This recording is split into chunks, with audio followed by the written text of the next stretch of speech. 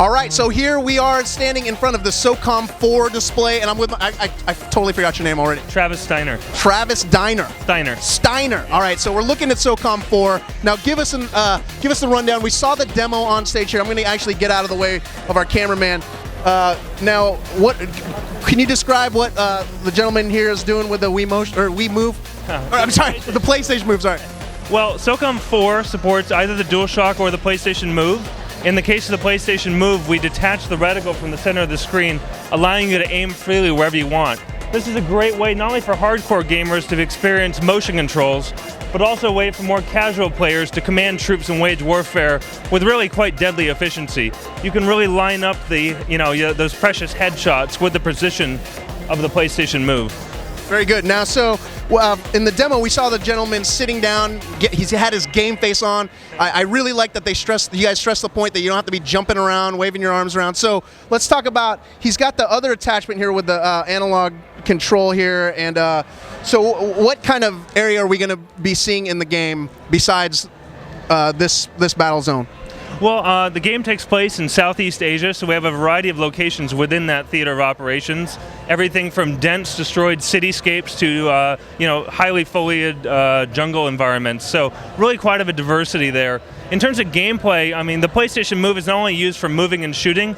We're going to be supporting an array of gestures for things, potentially like a stealth kill or potentially a grenade toss, and even for pinpoint tactical maneuvers for your teammates. You can even switch to our new command mode and draw up your own tactical play to send your teammates on and designate even which targets you want them to take out. Cool. So again, it's a great way for hardcore gamers to adopt the motion controls, but also again, casual gamers can now wage warfare with the same kind of efficiency. Right now, is the motion going to be particular to, like, say you want to command your squad to go a certain area? Is that going to be a button press, or are you going to be able to wave the wand and tell them to go over here or go over there? So what you'll do is you'll switch to our new command mode if you want to drop the custom tactical play, and you actually will point at certain parts of the environment, and then just as simple as clicking a button, you'll be able to draw the route and even specify objectives or certain targets for them to take out.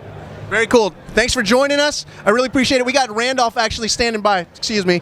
And let's actually get some feedback from you, Randolph. Now, you had a chance to play it. What was your experience? Well, if you ever played, I guess, like a first-person shooter on the Wii, it's very similar to that. So basically, the Move is your Wii remote, and the sub-controller is your nunchuck. So you basically, you point the Move at the screen to basically move your camera around. If you put it to the far edges of the screen, you'll actually turn around. But basic movement, like forward, backwards, and strafing left and right, that's all done on the sub-controller. Now, did it look as responsive as they showed off on, or did it feel as responsive as they showed off on stage, or? Yeah, it felt pretty good. I only had a real couple of minutes with it, but it seems like all the controls you'd probably find, using a normal DualShock have been mapped pretty well to it. So you can click the trigger on the sub-controller, and that'll put you into cover. I think Travis mentioned there are some of the squad moves you could do. So that's all mapped to the D-pad basically. I think you hold down like L1 on the sub-controller, and you go into a slow-mo mode, and you basically can tell your squad exactly where to go,